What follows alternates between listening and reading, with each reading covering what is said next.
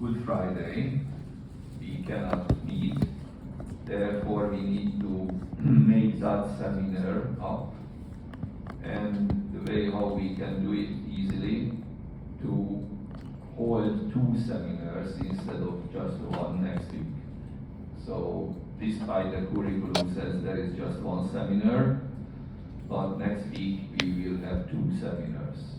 Okay? Don't forget, because I need to register your presences anyway.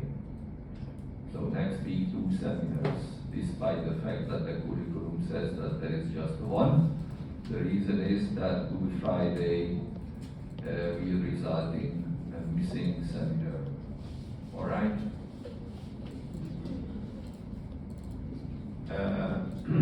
The other thing, before we start this today's material with other organs of the urinary system, we go back to the kidney, to the blood circulation. There are 2 good reasons to do so.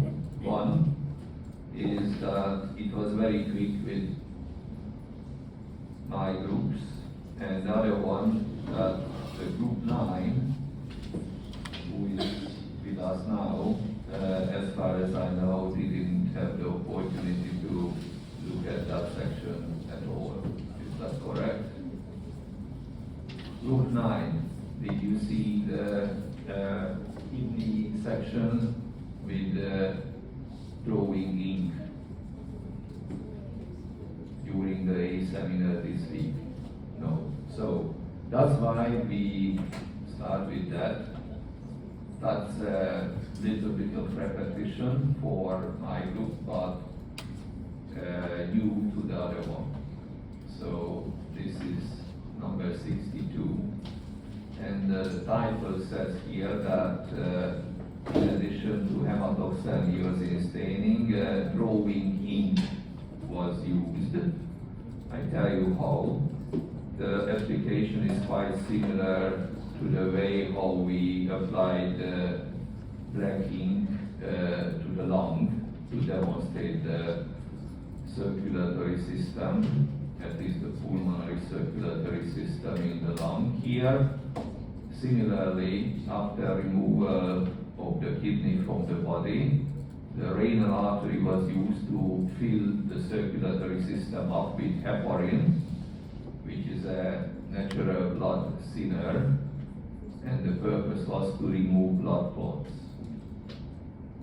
After this application of heparin, simply black ink was injected through the renal artery, and the objective was to mark the circulatory system inside the kidney with black ink. So the black color what you will see in the section is not a histological dye, it is just simple black ink. And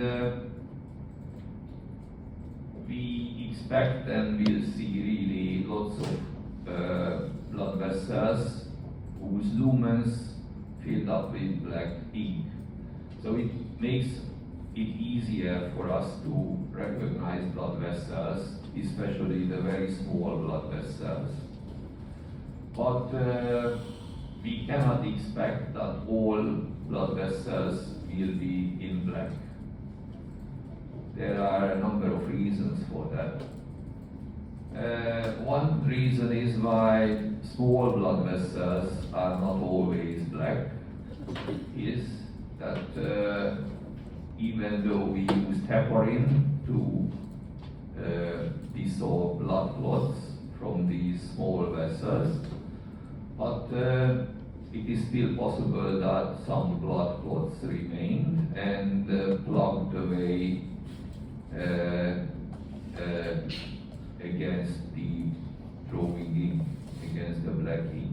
So that's why certain small vessels will not be marked by the black ink. Contrary, very big or bigger vessels may also lack ink in the lumen. In this case, the reason mainly is that because of the very wide lumen, during sectioning, the black ink just dropped out of the lumen. So it is still possible that some small and some bigger vessels will not contain black ink, but many of them will. So that's the introduction.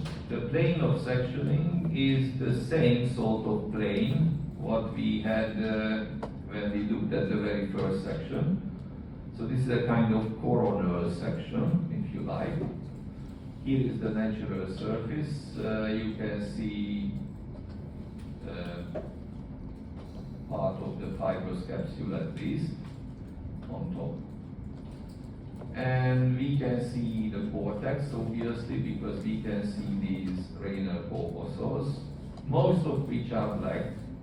The capillary meshwork is in black, but as you can see, some renal corpuscles were not marked, presumably because there was a blood clot which prevented drawing ink to penetrate this glomerular capillary meshwork.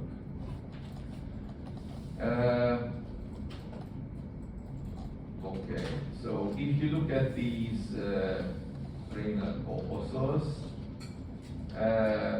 in this case, this is a rather lucky situation because you can see both arterioles at the vascular pole. One of them is the afferent arteriole, the other one is the efferent arteriole. We cannot distinguish them, but this is lucky because both are visible in the plane of section.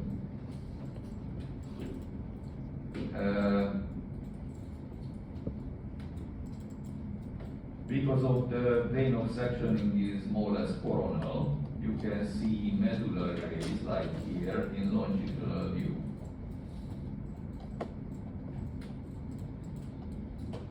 Here we have the straight tubules running parallel to one another, including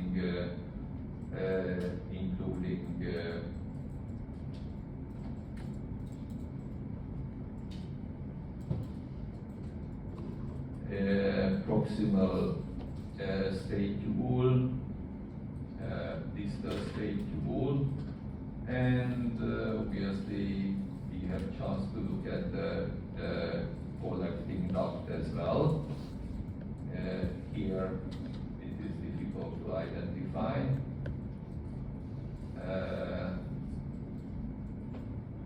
But you could see a nice collecting duct or more nice collecting duct in the previous sections. The point here is something else. Here in the medullary ray, you can see these small capillaries running parallel with the tubules. These are responsible for supplying these tubules. But actually, it's even better if we look at the circulatory system. In a drawing first,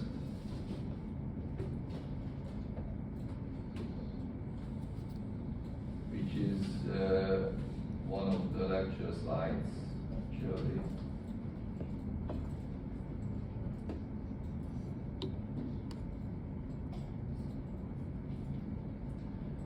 And it is especially useful, I think, because in your current book, this is incompletely depicted.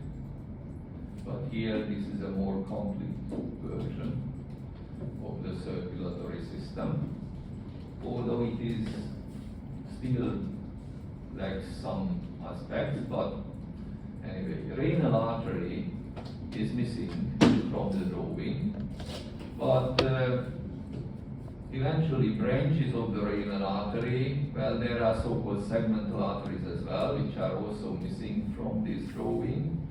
But eventually, these arteries give rise to the so-called interlobar arteries. And Now this is the first artery which is represented. This is the one, interlobar artery. It is running in renal columns in the midline, remember. That's why it is called interlobar artery, because it separates lobes from each other. And at the border between the cortex and medulla it branches and gives rise to arcuate arteries, meaning curvy arteries, because the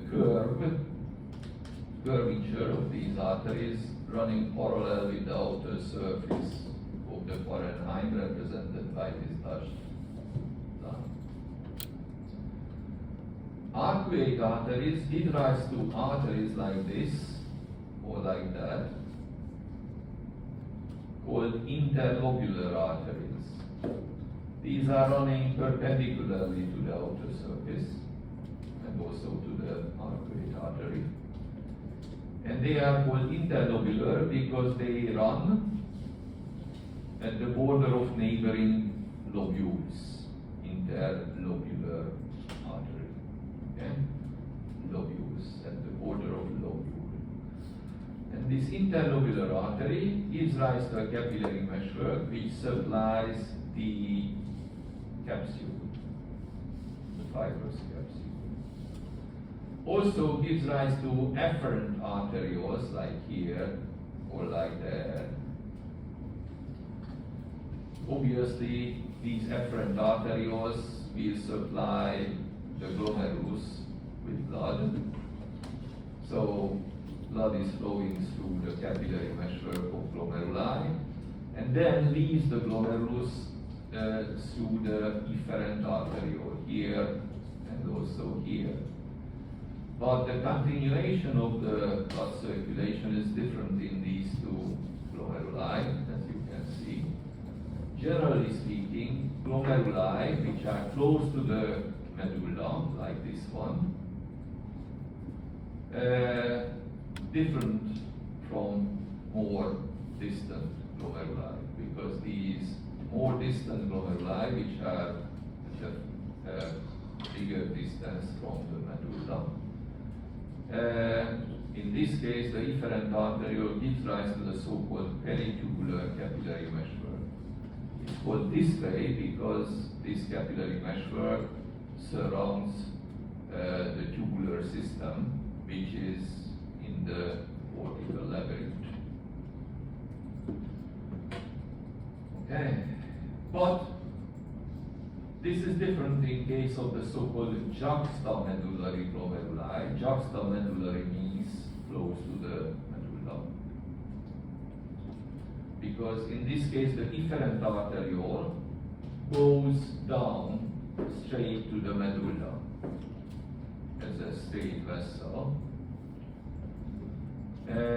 giving rise to the so-called vasa recta system. Vasa recta system. Rectus means straight in Latin, so this is a system of straight vessels, vasa recta, in the medulla. And then it has a venous portion as well, of course, and between them there is a capillary meshwork to supply the medulla. But you will hear about this vasa recta system in physiology because it will be related to the so-called counter-current exchange mechanism. Counter-current exchange mechanism. So the efferent arteriole continues differently in case of juxtamedullary glomeruli and in case of non-juxtamedullary glomeruli. The continuation of this peritubular capillary meshwork is the interlobular vein, which continues into the arcuate vein, and then venous blood is collected by the interlobar vein, running again in the midline of the renal column, and eventually the renal vein will collect all the venous blood from the kidney. In case of the vasa recta system, the venous circulation goes back again to the interlobular but may also go back to the arcuate vein directly. So this is the blood circulation. These arrows here mean the location of medullary rays. So remember, we defined the cortical lobule, kidney lobule, the microscopic unit of the kidney, in a way that in the center of such lobule we have a medullary ray, like somewhere here. Well, the medullary ray is not represented, just the location by this arrow. Medullary ray is here, in the center of the lobule, and the lateral border of the lobule is given by the interlobular vessels, like here or these two. So something like this. This is the diameter of a kidney lobule. The interlobular vessels run at the periphery of the lobule. Okay. So this is the blood circulation, what you should know, and let's look at what portions can be identified in the section. So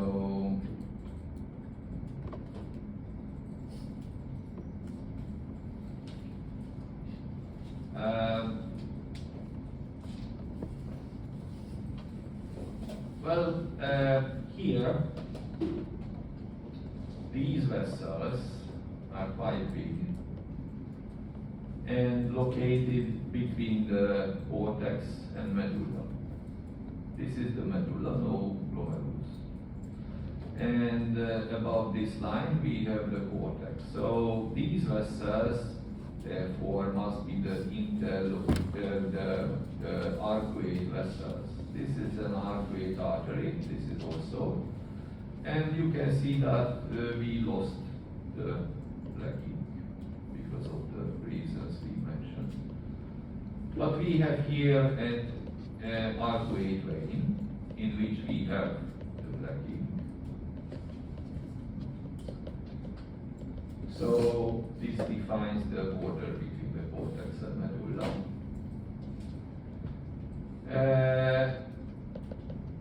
In the cortex, we can see the glomeruli, as we already talked about it. We can see in certain rare situations the afferent and efferent arterioles, so this is the vascular pole. This is cortical labyrinth, and in this cortical labyrinth we have the convoluted parts of tubules, and around these tubules you can see this black color marking the capillaries which surround the tubule. So these very thin capillaries in this territory around the tubules represent the peritubular capillary meshwork. Peritubular capillary meshwork. And we could already talked about that we can see medullary ray like here in longitudinal view, and parallel with the straight tubules we can also see capillaries, obviously supplying the lining epithelial cells of these tubules. In addition, here down in the medulla you can see again parallel blackish line-like structures representing the vasa recta system. Vasa recta system. So these are the major vessels, what you can see here. It is not really possible to distinguish interlobular vessels here, but who knows? Medullary, medullary, medullary.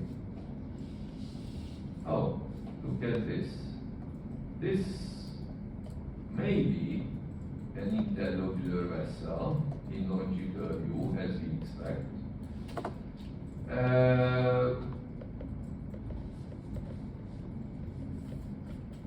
Looks like a vein.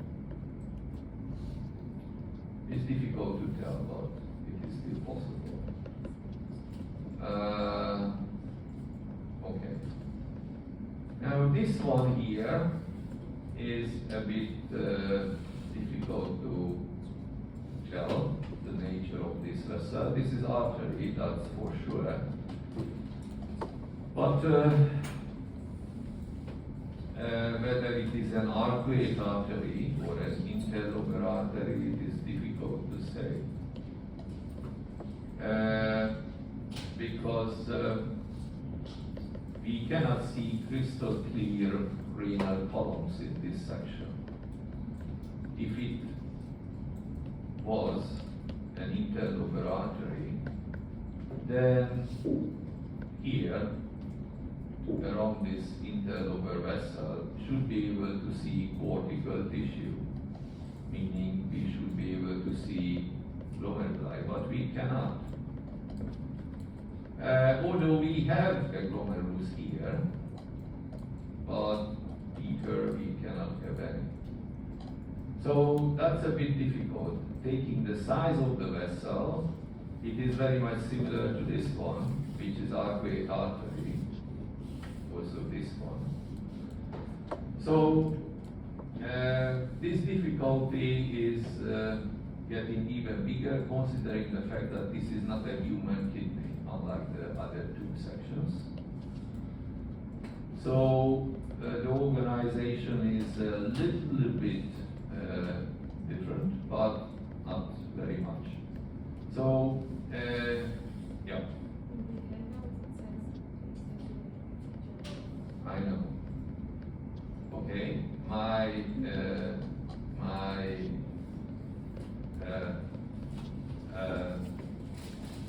okay, if it is an interlobar artery, then I'm asking where is the cortical column? I cannot see the cortical column, the renal column on the two sides. But it may be because this is a kidney from a dog, I think, so it is not a human kidney. So we cannot be sure, but we have an even bigger vessel here. This is even more problematic because it is much bigger than these arcuate vessels. Okay? Regarding the size, it could be an interlobar vessel, much more likely than this one. But the problem again, I cannot see the cortical tissue around. Okay?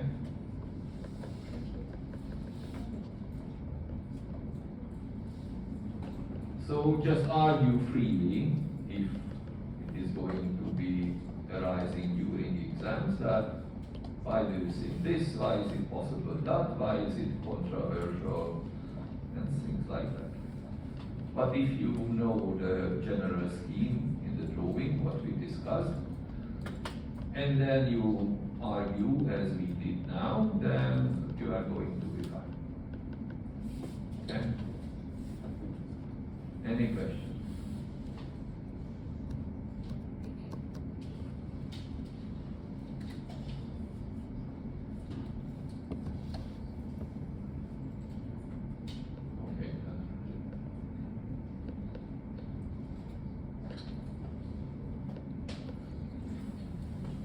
So let's go to the next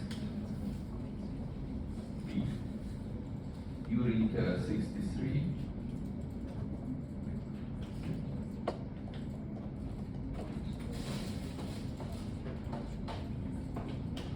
So there were some students who were late, unfortunately.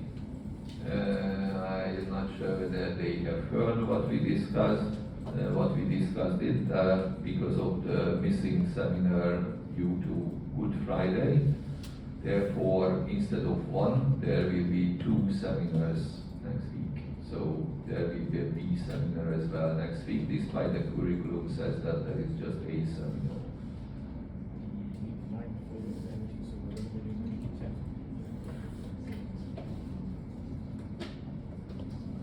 9 is empty because next seminar is dedicated to embryology. Okay? So we can consult about the embryological aspect of the urinary system. Of course, we can discuss again certain aspects of the histology, if you wish.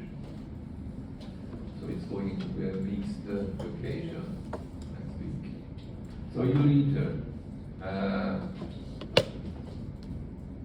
it is a paired organ, retroperitoneal organ, and it is seen in cross-section because we have a lumen, we have a mucosa, and this mucosa is incomplete, meaning that muscularis mucosae is missing. So the mucosa consists of the epithelium mucosae and lamina propria mucosae only. Usually this is the situation in the whole urinary system, that in the urinary system we don't have muscularis mucosae, in the vast majority of cases at least. So, after this lamina propria, what we have, maybe it's better to show here.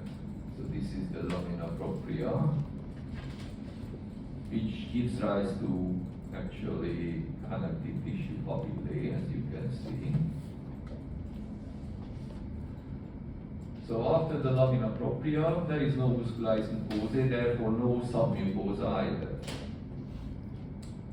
So after the lamina propria, the external muscle layer comes, which is extending from here as far as here.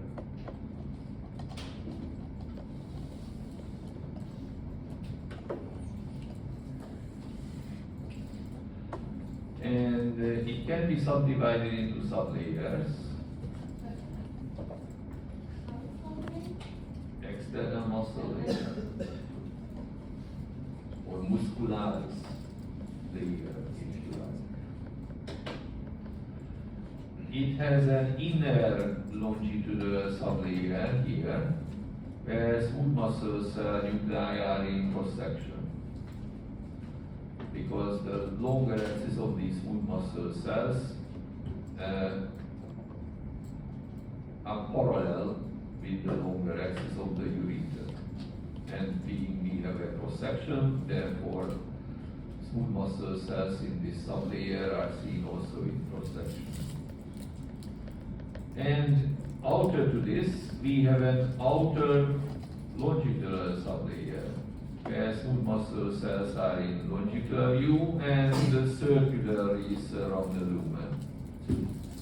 I would like to mention that this organization is just the opposite what we have in the intestines. Because in the intestines, we have an inner circular and an outer longitudinal sublayer. But it is reversed here. Here we have an inner longitudinal and outer circular sublayer. This is typical throughout the ureter, except at the most distal portion, which is already very near to the urinary bladder. Because in this very distal portion of the ureters, we can see a third sublayer, which is the outer longitudinal sublayer. So this is longitudinal again, cross-sectional view of smooth muscle nuclei. And this is because the bladder has a external muscle layer with three differently oriented sublayers, and obviously this change from the two sublayered external muscle layer to the three sublayered external muscle layer is continuous. So the third layer is starting to be added to the ureter at the very distal portion as it is approaching the urinary bladder. Okay? because we can see this outer conjugal sublayer here, at least in certain territories, here also. We can say that this section is from the distal portion of the ureter. So the sampling site was close to the urinary bladder. And the outermost tissue layer is adventitia, being this organ is retroperitoneal, so not entirely surrounded by peritoneum. Okay. Now let's go back to the epithelium, the lining epithelium, because we need to talk about it a little bit more. Because this is urothelium, also called transitional epithelium, a special kind of stratified epithelium. It is called urothelium because in humans only the urinary system has this kind of lining epithelium. Not throughout the whole urinary passage, but in most part. So this is the lining epithelium of the minor and major calyces, the lining epithelium of the renal pelvis, also the lining epithelium of the ureters and urinary bladder, and also the lining epithelium of the proximal part of the ureter. But after this first part of the ureter, the lining epithelium changes. Okay. The other name, transitional epithelium, comes from the fact that this shows transitory features in terms of the shape of cells and also in terms of the number of serums, because these features are dependent on the hydrostatic pressure exerted by the urine. If the pressure is higher, then cells tending to be more flattened, more squamous, and the number of serums decrease. And the opposite happens when the hydrostatic pressure drops. And the other feature, that this uppermost serum in this urothelium consists of special cells called umbrella cells. Umbrella cells. And they are called this way because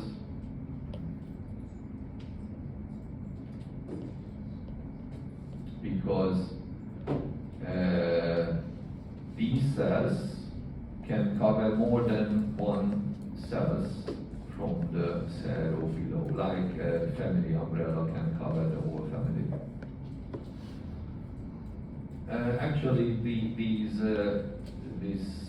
cells in this serum just below the umbrella cells here, some people say that these are so-called piriform cells because the shape of cells are similar to the fruit pear. Okay, well, this is orthodox histology, but yeah. More important, the umbrella cell. Umbrella cells sometimes binucleated, but also they have a very well visible, thicker than normal cell boundary, and also this cell boundary is highly eosinophilic.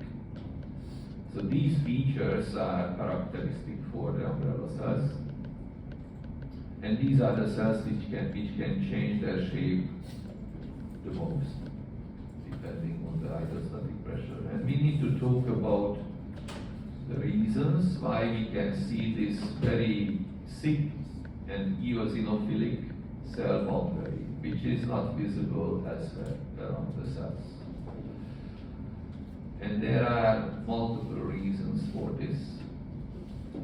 One reason is that pieces of the cytoplasmic membrane are thicker than the average thickness of the cytoplasmic membrane. These are additional pieces of the cytoplasmic membrane which are added to the existing cytoplasmic membrane when the cell surface area was increasing due to the changes in shape.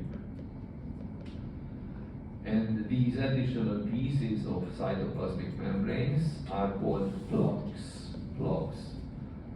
They can be distinguished in the electron microscope, but cannot be distinguished in the light microscope. In the electron microscope, they look like darker and thicker structures than the other parts of the cytoplasmic membrane. And another thing, that since the hydrostatic pressure can change very quickly in the urinary system, because we can release our urinary bladder, for example, in seconds, hydrostatic pressure drops in seconds. And so during changes in pressure, the shape is changing, shape of the cell, and if the shape of the cell is changing, then the total cell surface area is also changing usually, sometimes increases, which means that suddenly a bigger total cytoplasmic membrane is needed. And this change is so quick that the cell doesn't have time to synthesize additional membrane pieces within those seconds. Therefore, the cell prepares for this occasion and prefabricate additional membrane pieces, blocks, and stores them in small vesicles next to the cytoplasmic membrane inside the cell. And when the surface area is increasing, these vesicles can open up and the stored plugs will join to the existing cytoplasmic membrane to increase the total area of the cytoplasmic membrane. Now, this also means that we can give some reasons why this cell boundary is thick and eosinophilic. Well, one reason that plugs are thicker than the average membrane thickness, and the membrane is eosinophilic because the membrane is full of intramembranous proteins which attract eosin. Uroplocin is a famous protein which is found here in the membrane, uroplocin. So the thickness and eosinophilia is partly due to the presence of plugs, unusually thick membrane pieces full of uroplocin. But additional reason that just below the cytoplasmic membrane there are lots of vesicles which also have membrane with intramembranous proteins, and also inside these vesicles we have the plugs, again with proteins. Of course, we cannot see these vesicles one by one in the light microscope, but because they are very many and close to the cell membrane, it gives the impression, again, that the cell boundary is thicker and more eosinophilic. Additional reason that these vesicles are moved by actin microfilaments. So just below the cytoplasmic membrane, we have actin microfilaments, what we cannot see either in the light microscope, but because they are proteins, they increase the average protein concentration in this area. Again, indistinguishable, but gives or contributes to the impression that the cell boundary is thicker and more eosinophilic than usually it is.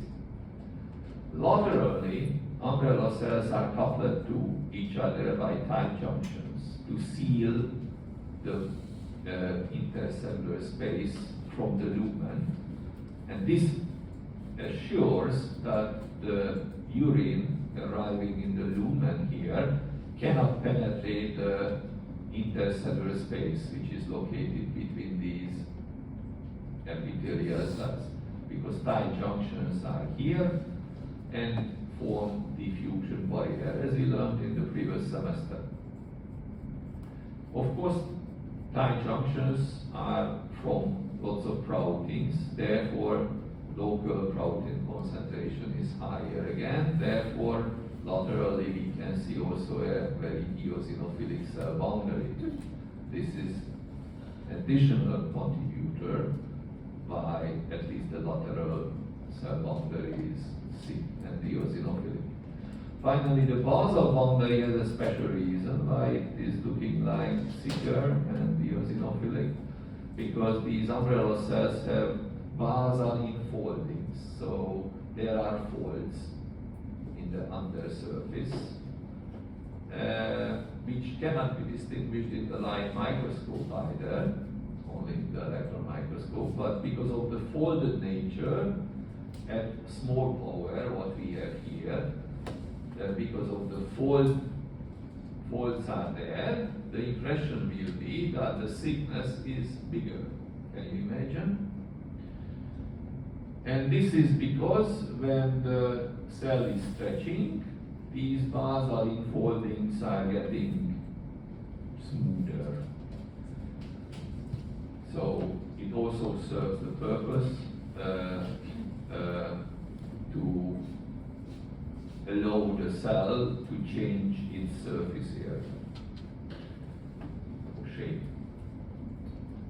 So, hope you will be able to list some of these features why we can see an unusually thick and eosinophilic cell boundary, because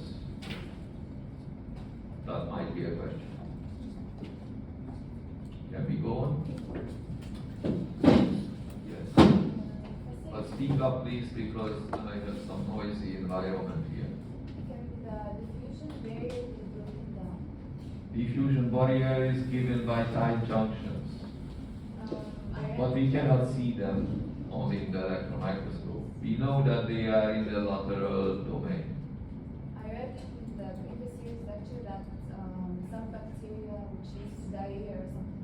Is that related to this?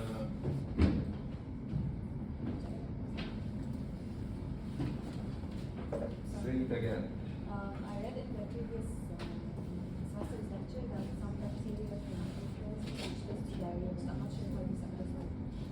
It is related to diarrhea, the intestinal tract, because the absorptive cells of the intestines are also connected by tight junctions.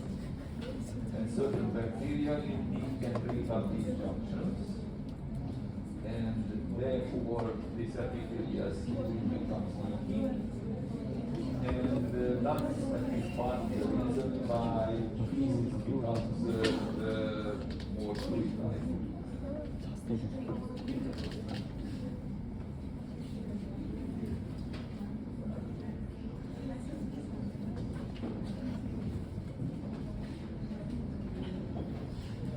Okay, so next slide, urinary bladder, yes? So, the kidney stones are going to be passing stuff in the uroscope. Stones may be in the ureter and or everywhere, yes? How the pain is caused, like, is it from the outer, like, because it says in the anatomy, they said, like, it's gonna be super painful. The stones when they are in the uterus itself. Because there are sensory nerve endings in the wall of all organs. On the outer side, right? Not on the inner. On both. So we have 3 different versions of the urinary bladder. Let's start with the 64.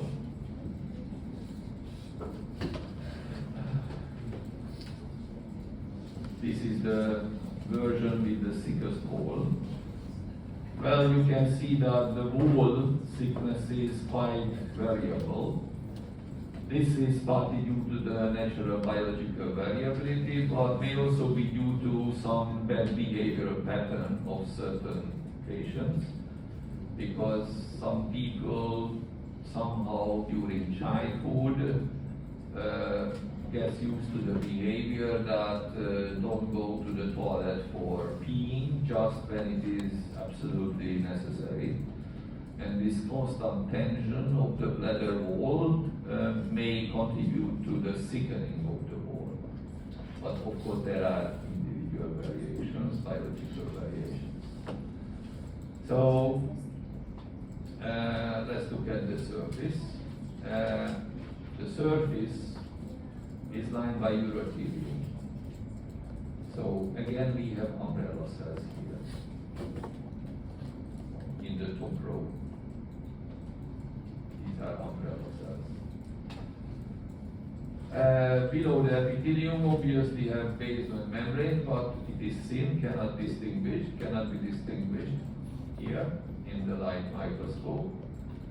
Underneath we have a connective tissue layer, and this is the lamina propria. Actually, generally speaking, in the urinary bladder, we don't have muscularis mucosae and don't have submucosa either. So this is the starting point. This is generally the case. And it means then that after the lamina propria, the external muscle layer comes, just like in the ureter. But, let's refine this. Actually, the organization of the wall of the urinary bladder is dependent on at least two major factors. One is whether we are looking at the territory of the trigone or not. And secondly, whether we are looking at the territory where the bladder was covered by peritoneum or not. You know that the urinary bladder is an infraperitoneal organ, which means only part of the apical portion is covered by peritoneum. So if the sample was taken from this part, then obviously the outermost tissue layer will be subserosa and serosa and not adventitia. Another aspect, whether or not the sample is from the trigone. Trigone is a triangular shaped territory over the surface of the bladder, which is determined by the openings of the two ureters and the urethra. It's a kind of triangle on the surface of the urinary bladder. And this territory is different, or at least can be different, histologically from the rest of the wall of the bladder. Because the trigone is smooth, and the other part of the urinary bladder wall is folded. This is the natural appearance cross-anatomically. And this is related to histology and embryology as well. So here everything is mixing. Because the trigone develops slightly differently from the rest of the wall of the bladder. And we learned that during development, the urinary bladder is actually from the cloaca, which is lined by endodermal epithelium. But the trigone, the territory of the trigone, includes the two mesonephric ducts during development, and these mesonephric ducts are mesodermal. So it means that for a certain period, the trigone has a mesodermal epithelial lining, unlike the rest of the bladder. Later, it is also true that everywhere, including the trigone, we will have epithelial lining with endodermal origin. But temporarily, at the territory of the trigone, during development, we have epithelial lining which has a mesodermal origin. Can you remember something like this from the lecture?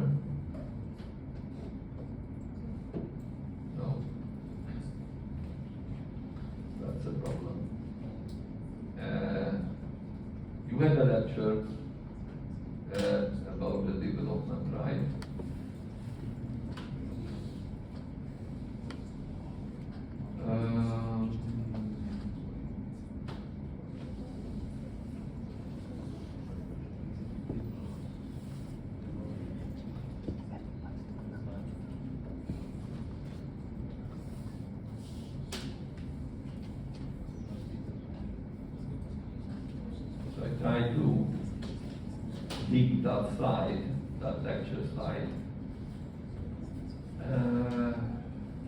which shows this developmental aspect.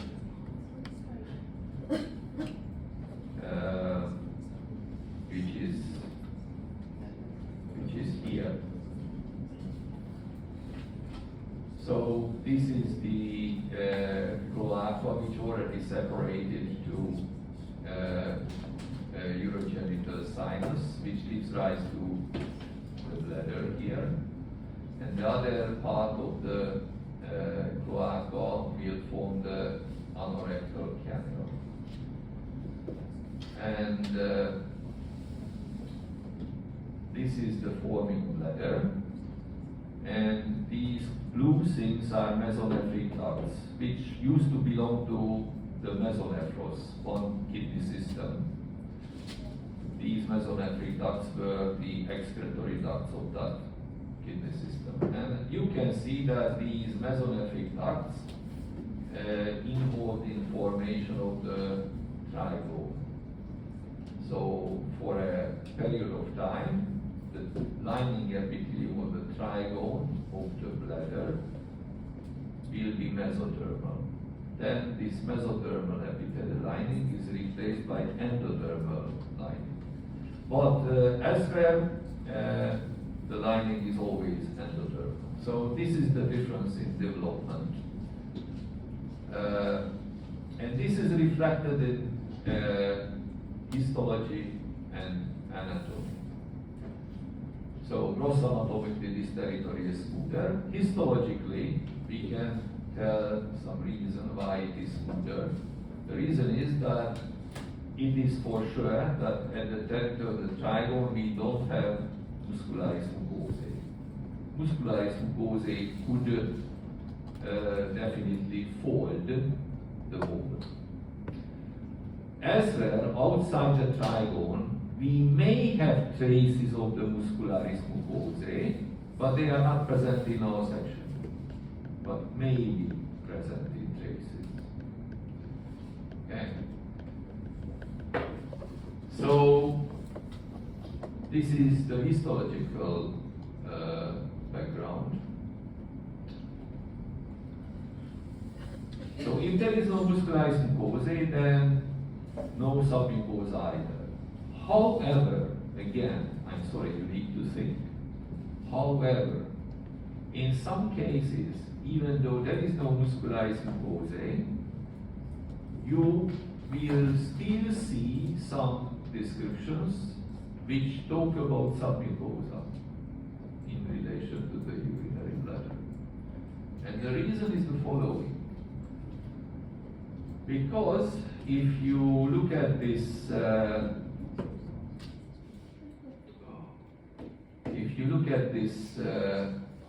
connective tissue layer, it is not entirely uniform. This upper portion is more reddish than the lower portion. And again, it changes. So these changes in color of connective tissue fibers represents changes in fiber composition, where we can see more pinkish color. It represents more elastic fibers, because collagen fibers have this reddish color. And also the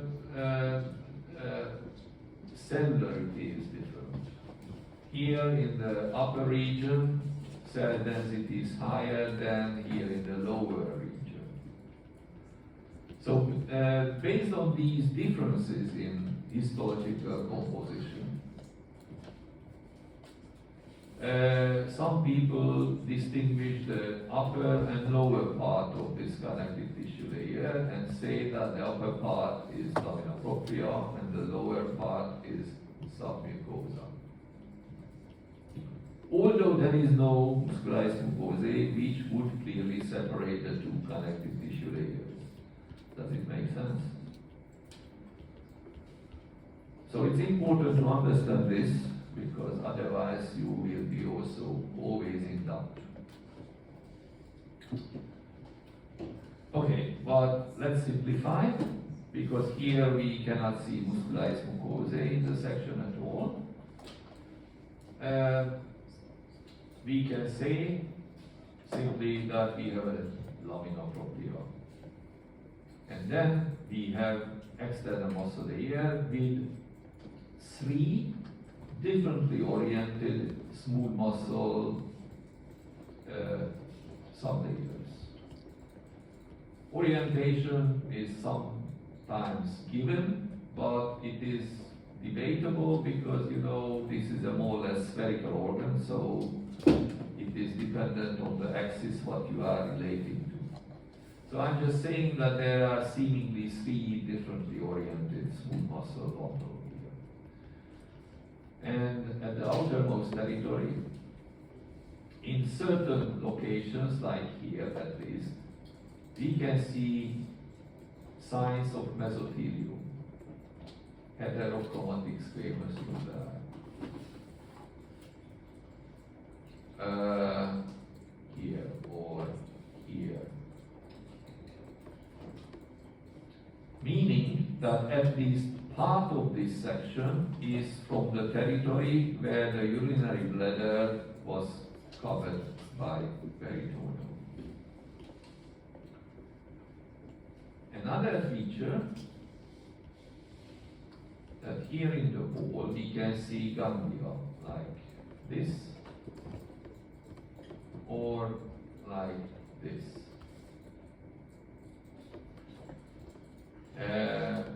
These are parasympathetic ganglia because parasympathetic ganglia are usually in the wall of organs. And inside these ganglia you can see the cell bodies of ganglion cells like this. This is the cell body of one ganglion cell. Got a big cells, a special kind of nerve cell with basophilic cytoplasm, with euchromatic nucleus, and with nucleolus or nucleoli inside. And you can see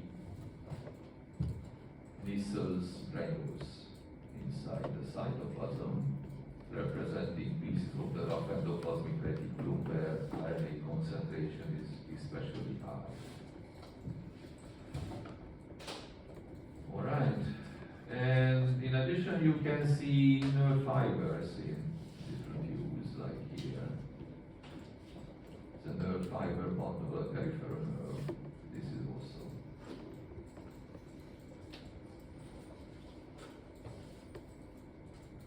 Okay. And here another ganglion.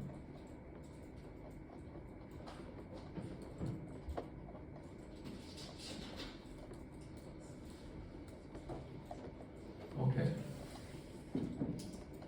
Any question about the urinary bladder? Yes.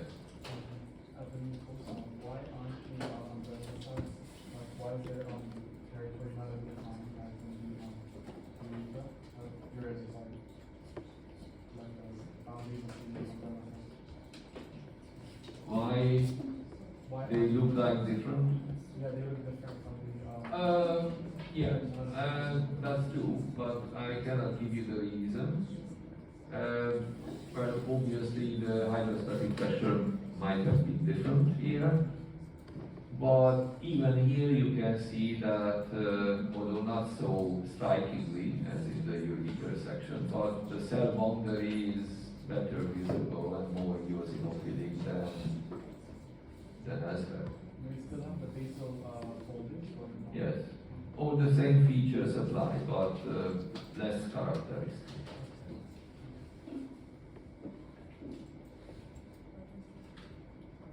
What is this? Yes, this is a lymphocyte which migrated here from the lamina propria as a lymphoid cell to check whether there is any antigen here. Yeah. So, next.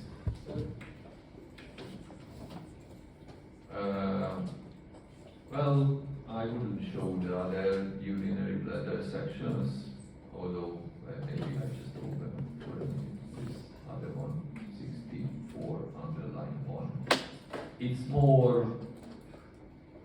it's thinner, and also the color looks different, but it is primarily because of the different staining. Well, it is also hematoxyliosis staining, but it is not performed together with the other sections, so timing and concentrations of dyes might have been different. So it looks paler in general, but here you can also see that the lamina propria here can be divided roughly into two parts. This paler part, which is more superficial, and this more eosinophilic part, which is the deeper part. So, although no muscularis mucosae, but some people may say that this upper part is the lamina propria, the lower part is the submucosa. But strictly speaking, again, I emphasize during the exams, start with the notion that generally there is no muscularis mucosae and there is no submucosa in the urinary bladder. Then, and only then, you can refine this statement. But only after you stated this, that's important. Understood? Because otherwise you will be in trouble. Okay. So, number 17, embryonic penis in cross-section.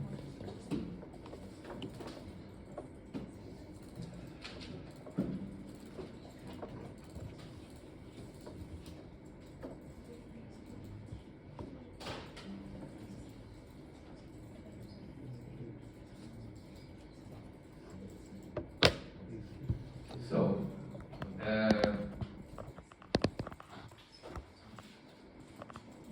for orientation, this is the urethra.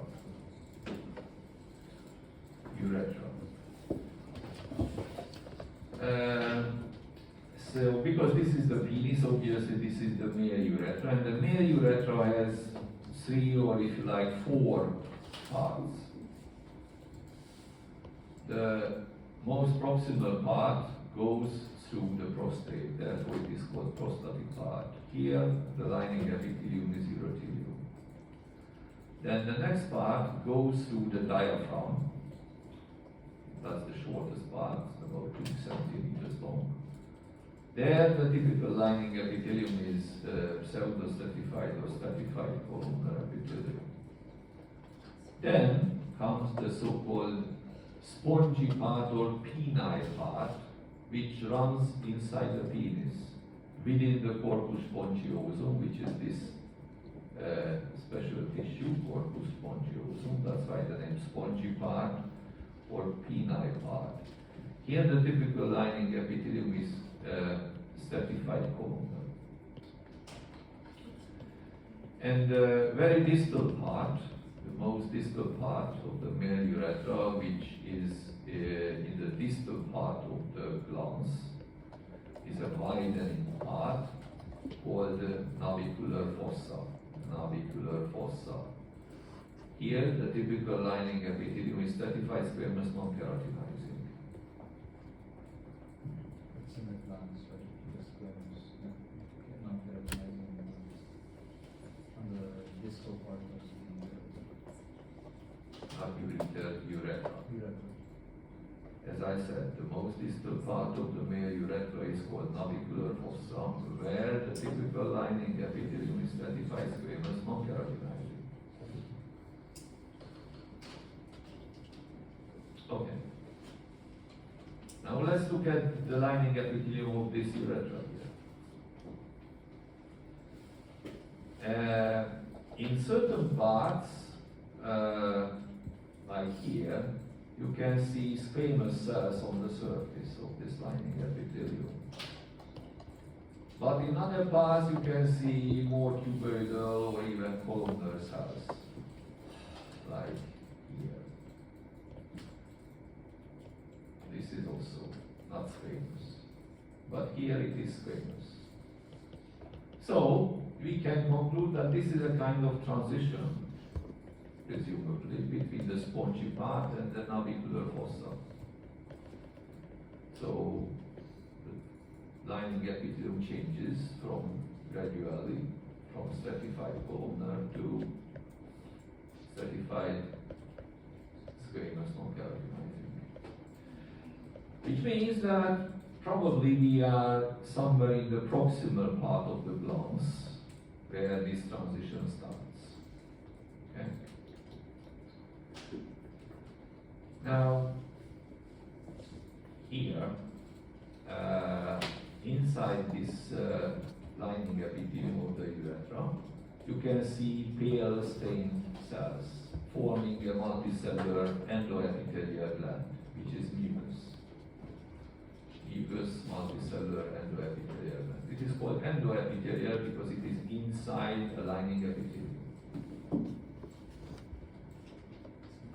But there are kind of imaginations of this major lumen, like here. This is a side branch, if you like, the lumen. And even here you can see pale stained cells. These ducts, duct-like structures, which are connected to the lumen but kind of branches, are called parauretral ducts because they are beside the main lumen, parauretral ducts. Therefore, these glands are called parauretral glands. Also, endoepithelial multicellular mucous glands. But there is a third category of glands around, like these ones, which are not in the lining epithelium of the urethra and not in the lining epithelium of the parauretral duct either. These glands are called glands of Litter. Mind the spelling. Capital L-I-T-T-R-E. Spelling is in the handout. Glands of Litter. These are in the substance of the corpus spongiosum. This is the corpus spongiosum. It is similar to sponge, which can hold lots of fluid. Okay? Here it is called corpus spongiosum, into which the urethra is embedded, because here we have special blood vessels, irregularly shaped vessels called cavernae. Caverna is the singular, cavernae, and with AE is the plural. Here you can see endothelial cell lining. These are blood vessels. And among these vessels, there is a fibromuscular stroma. Fibromuscular tissue means that connective tissue and smooth muscle is mixing. Fibromuscular tissue. You can find smooth muscle cells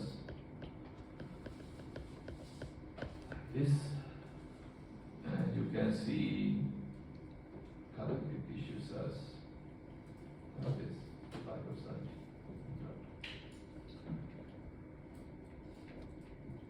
Now, these parauretral ducts are running in a special manner.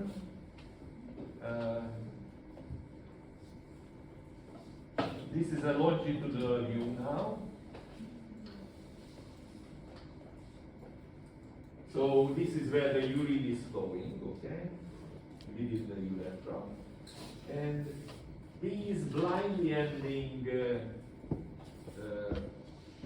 structures, which are connected to the lumen, these are the so-called parauretral ducts.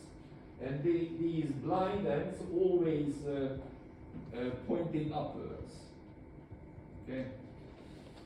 So, this territory, if bacteria resides here or here in these blind ends, cannot be washed out easily by urine. Okay, because these territories are pointing upwards. So if somebody goes to the streets of Amsterdam, let's say, in the evening, and finds some butterflies, like females naked in shop windows, which is really possible in Amsterdam, and you cannot resist. Then sleep with the girl, you have fun, but next morning, at the end of your penis, drop of pus will appear, probably, or well, not probably, but it is possible, which is a mixture of dead neutrophil granulocytes and bacteria, because you contracted some bacterial infection from the girl, if you understand what I mean. And you will need months-long antibacterial treatment in this case, because the location is very favorable for bacteria. So think twice. Okay. Now the other thing here, these two structures, this one and that one, are called corpora cavernosa. Corpora cavernosa. The singular term is corpus cavernosum. Plural, corpora cavernosa. Shouldn't the corpus cavernosum be bigger than the spongiosum? It depends on the location of the section. Because in the glans, we established that we are at the proximal part of the glans, and the glans is nothing else than the enlarged distal part of the corpus spongiosum, and at the distal portion of the glans there is no corpus cavernosum. So that's why it is getting thinner here, because it is getting thinner, but the corpus spongiosum is getting bigger as you are traveling towards the tip of the glans penis. But elsewhere, you are right. Elsewhere, the corpora cavernosa are bigger. Okay. In these corpora cavernosa, you can see cavernae filled with blood, especially during erection. And inside these cavernae, in the lumen, some locations, you can see, and you see a kind of imagination of this fibromuscular tissue towards the lumen. These contain smooth muscle cells as well, not only connective tissue cells. Such imaginations of the fibromuscular connective tissue into the lumen of the caverna is called Ebner's cushion, capital E. Ebner's cushion, and it is believed that as these smooth muscles contract or relax, more or less portion of this cushion is imaginating into the lumen, and thereby these structures can regulate blood flow here, especially during erection. Yeah. Ebner's cushion. Now,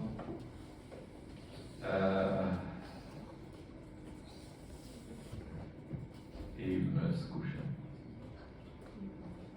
Around the corpora cavernosa, you can see this very thick connective tissue, dense connective tissue.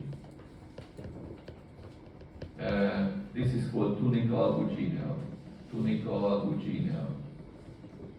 It is very rich in collagen and very pure in elastic fibers. So it is quite rigid.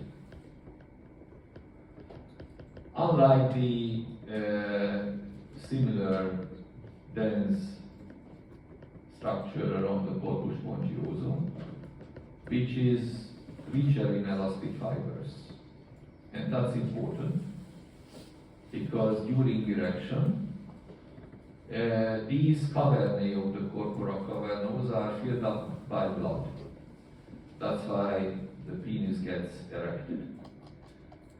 And to do so, there is an artery, maybe this one, I'm not sure, because this is just a foetal penis, we will have a adult penis as well. But in the center of corpora cavernosa, there is an artery called deep artery in both.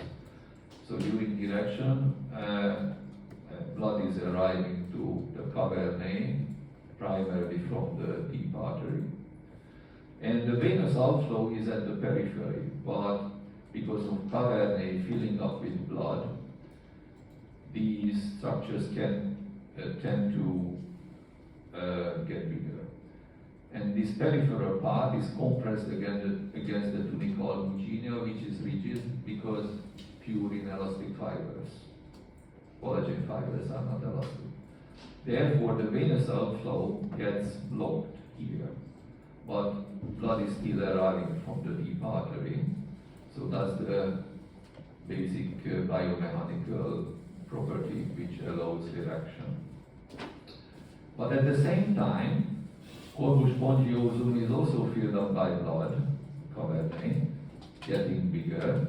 But because the surrounding structure is rather rich in elastic fibers, it can expand. So corpus spongiosum can expand and will not compress the urethra, allowing ejaculation. So the different fiber composition of this structure around the corpus spongiosum and around the corpora cavernosa is very essential for survival of the species of humankind, because this has to allow outflow of semen during ejaculation, while here the tunica albuginea need to restrict venous outflow during erection. And this territory between the two corpora cavernosa, which is a continuation of the tunica albuginea, is called septum penis. Septum penis. Now this is the glans here. The glans. And here you can see the developing epidermis of the glans penis, which is a certified squamous keratinizing epithelium at the end. Now here, this structure is the prepuce, which is a skin fold which covers the glans. So, because it is a skin fold, it has an outer part which is covered by skin, again certified squamous keratinizing epithelium under development. Underneath we have dermis, but the inner side of this prepuce is also covered by epidermis, which is still developing. It's going to be again a certified squamous keratinizing epithelium. Now, so we have the outer and inner surfaces of the prepuce, of the skin fold, plus we have a third territory where we have developing skin, which covers the glans. Now you can see here that the inner surface of the prepuce already got separated from the surface of the glans in this territory, but not here, or there. So in certain territories,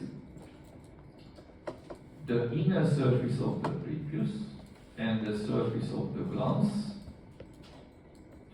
are still fused. This is called physiological phimosis. Physiological phimosis. It is called physiological because at this age, the fetal penis, before the baby is born, at this age this is still normal. But at the latest, by the start of puberty, such fusion has to disappear. Otherwise, when the boy is having his first erection, he will feel pain because the prepuce cannot be retracted over the surface of the glans, and that's painful. So normally, this fusion has to be disappearing by the start of the first erection. If not, a small surgery is needed. So physiological phimosis. Enzymes help this resolution. Okay. Here in the prepuce, around the middle part, you can see a small smooth muscle bundle. Smooth muscle cells. This is called dartos tunic, which separates this connective tissue basically into two parts. The superficial part is called superficial fascia, and the lower part is called deep fascia, superficial and deep fascia.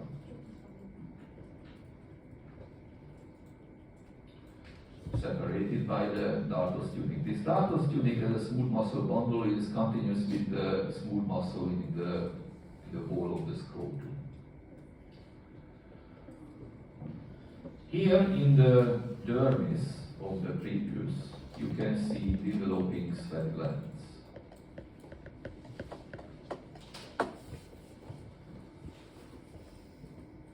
Also, here also, there also, and here you can see a developing sebaceous gland.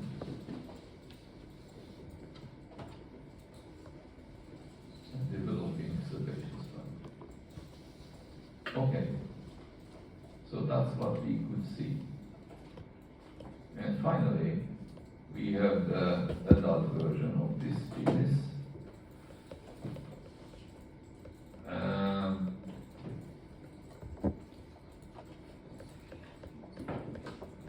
So essentially the same sort of structures.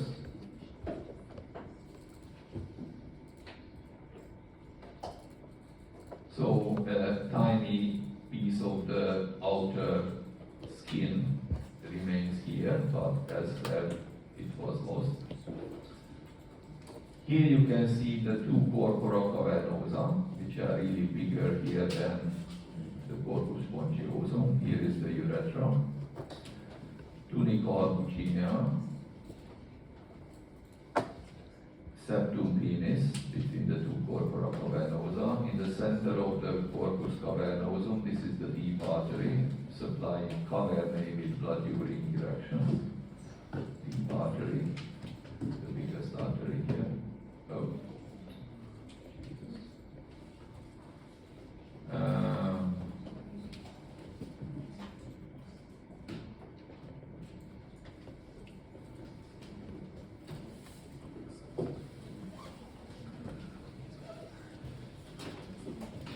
So allow me 2 more minutes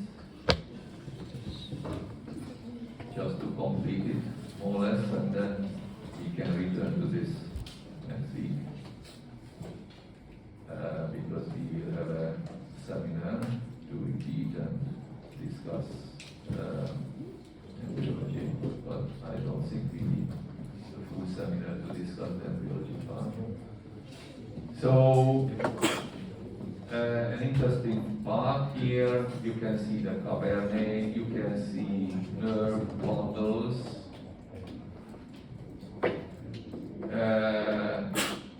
These are folds. And here you can see an interesting structure, a Pacinian corpuscle and melanoreceptor.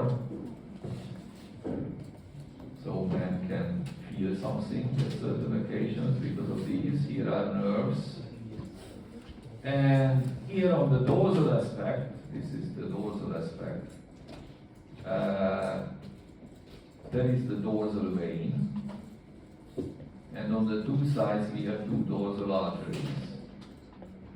Now, these arteries supply corpora cavernosa with blood in a flaccid state, so when the penis is not erect.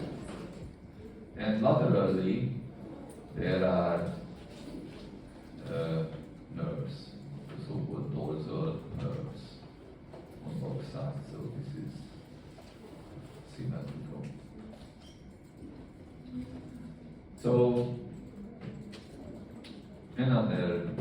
Pachin and Pomoso here. So these are the major structures. Of course, here you can also find endoepithelial glands. So everything is basically the same.